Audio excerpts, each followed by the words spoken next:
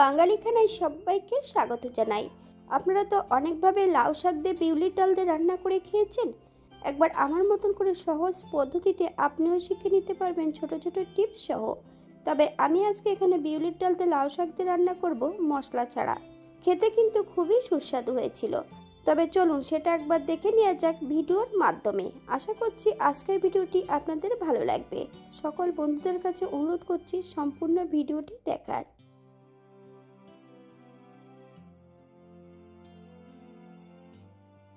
এখানে আমি বেশ কিছুটা লাউ শাক নিয়ে নিয়েছি। লাউ শাকগুলো আমি প্রথমে ধুয়ে নিয়েছি। এই পর্যায়ে আমি লাউ শাকগুলোকে ছোট ছোট টুকরো করে কেটে নেব।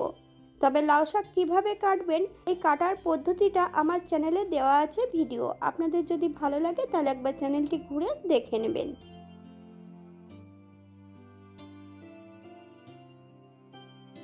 একটা কড়াইতে বেশ কিছুটা বিউলির ডাল অ্যাড করব। মিডিয়াম আঁচে বেশ কিছু সময় বিউলির ডালটা ভেজে নিতে হবে, অথবা বিউলির ডাল থেকে যতক্ষণ সুগন্ধ না বেরোচ্ছে ততক্ষণ বেশ ভালো করে ভেজে নিতে হবে। আপনারা এখানে বিউলির ডালের পরিবর্তে মুগ ডাল দিয়েও এটা রান্না করতে পারেন।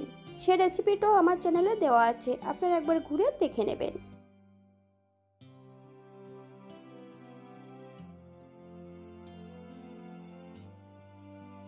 বিউলির ডালগুলোকে বেশ পরিষ্কার করে ধুয়ে নেব। একটা প্রেসার কুকারে 3টে থেকে 4টে হুইসেল দিয়ে নিয়ে 10 মিনিটের জন্য স্ট্যান্ডিং টাইম দেব। এই পর্যায়ে সম্পূর্ণ বিউলির ডালগুলো আমি সেদ্ধ করে নিয়েছি। বিউলির ডালের মধ্যে আমি লাউ শাকগুলো অ্যাড করে দেব। তবে কাটার পর কিন্তু লাউ শাক আমি আরও একবার ধুয়ে নিয়েছিলাম। একটা হুইসেল দিয়ে নেব। তবে হুইসেল দেওয়ার পরে কিন্তু এটা স্ট্যান্ডিং টাইম দেওয়ার কোনো প্রয়োজন নেই, তাহলে লাউ শাকগুলো বেশি সেদ্ধ হয়ে যাবে।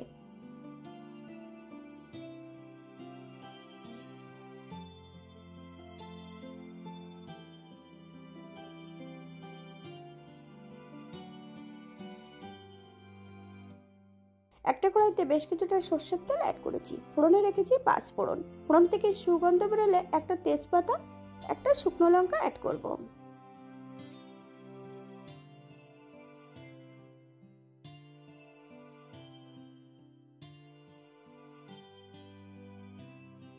এই পর্যায়ে অ্যাড করব সম্পূর্ণ শাক এবং ডাল, হাফ চামচ লবণ, হাফ চামচ হলুদ গুঁড়ো। আপনারা স্বাদ অনুসারে লবণটা অ্যাড করবেন।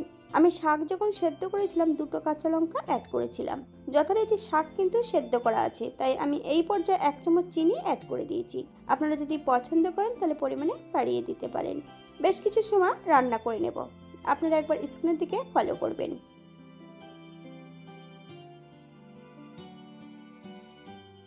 বাঙালি রান্না ঘরোয়া উপকরণ দিয়ে আপনাদের যদি রান্নাগুলো পছন্দ হয় তাহলে চ্যানেলটি সাবস্ক্রাইব করে দিয়ে পাশে থাকবেন।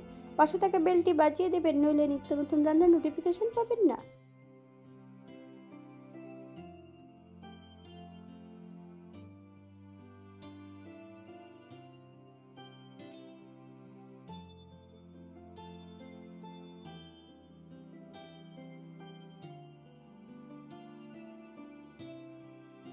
রান্না শেষ পর্যায়ে 1 চামচ কাঁচা সরষের তেল অ্যাড করব। আপনারা যদি পছন্দ করেন তাহলে পরিমাণে বাড়িয়ে দেবেন। গ্যাসের ফ্লেমটা অফ করে দিয়ে 5 মিনিটের জন্য স্ট্যান্ডিং টাইম দেব, তারপর সার্ভ করব।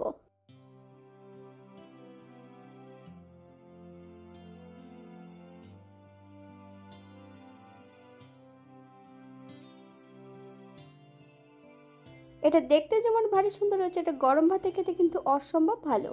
আপনারা বাড়িতে একবার একই পদ্ধতিতে বানিয়ে নেবেন। যারা পেঁয়াজ রসুন এবং মশলা পছন্দ করেন তারা অবশ্যই অ্যাড করতে পারেন।